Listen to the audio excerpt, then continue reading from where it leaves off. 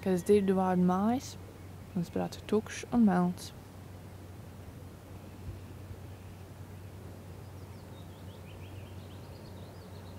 Šo vietu sauc Šeta. Es pašlaik te dzīvoju. Esmu dzimusi Latvijā, bet esmu dzīvojusi dažādās vietās.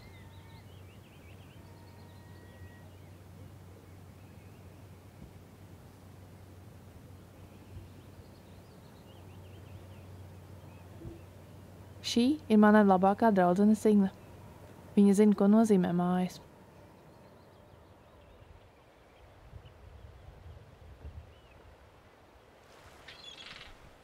Jeg synes det er bra å ha en plass som du er så tilknyttet til. I hvert fall når den er så fin som den plassen er tilknyttet til da.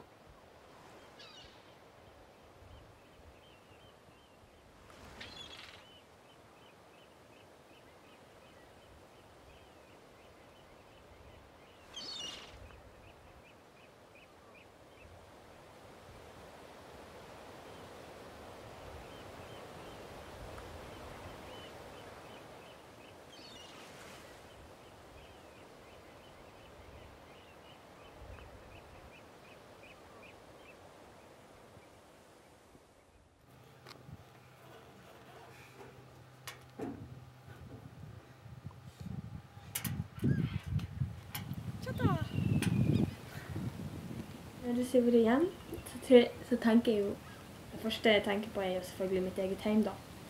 Først ser jeg for meg sånn huset på Svines, stort og hvitt og grønt.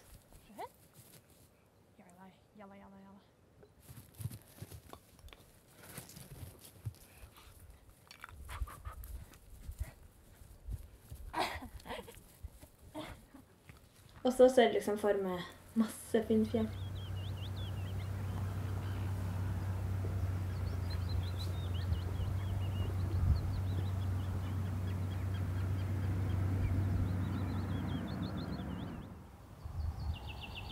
Det er på en måte utsikten som er hjemme også.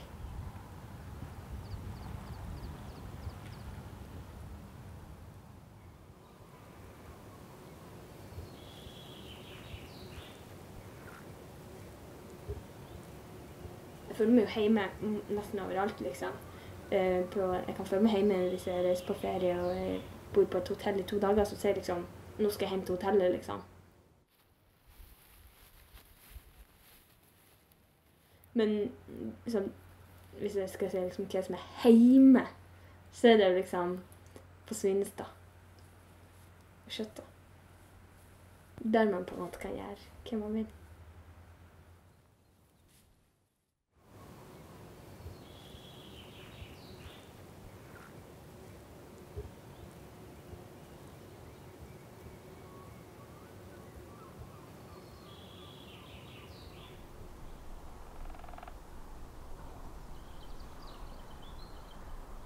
Šo te bildes nofilmēja Latvijā.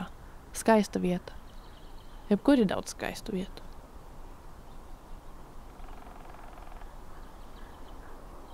Reizē man mājas sajūta veidojusies caur dažādiem cilvēkiem. Īpaši caur maniem draugiem. Bet skaistus cilvēkus var arī satikt jebkur.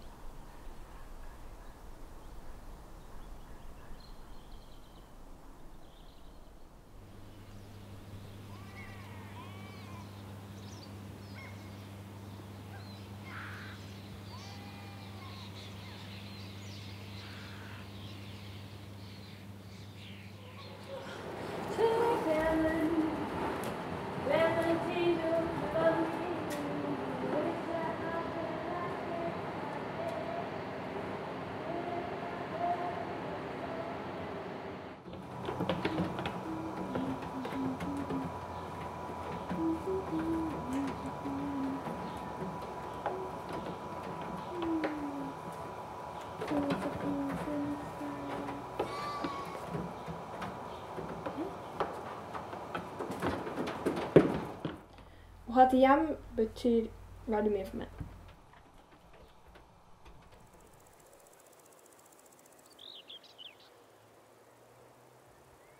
Det betyr liksom at du kan ha det bra overalt. Du kan alltid være glad på en måte, fordi du har alltid et så fantastisk sted å komme hjem til på en måte. Og for dem du ikke er avhengig av å være der hele tiden, så på en måte tar du med deg liksom, litt av hjemmet ditt overalt da, og det gjør meg litt sånn sterkere. Og liksom, siden jeg på en måte har valgt å gjøre det her til en så stor del av hvem jeg er da, liksom, så føler jeg liksom at det er inni meg også, liksom. Og da føler jeg liksom alltid at noe vakkert er det jo med meg på en måte. Så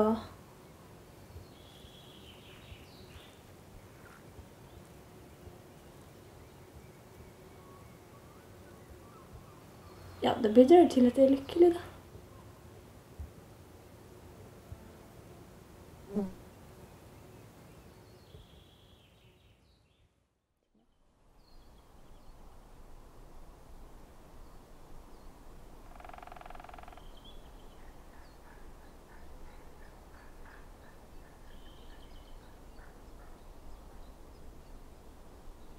Es it kā gribētu justies kā Signe, ka mājas ir viena vieta.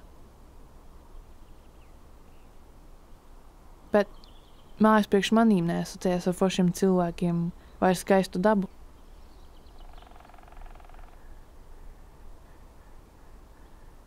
Manas mājas neeksistē.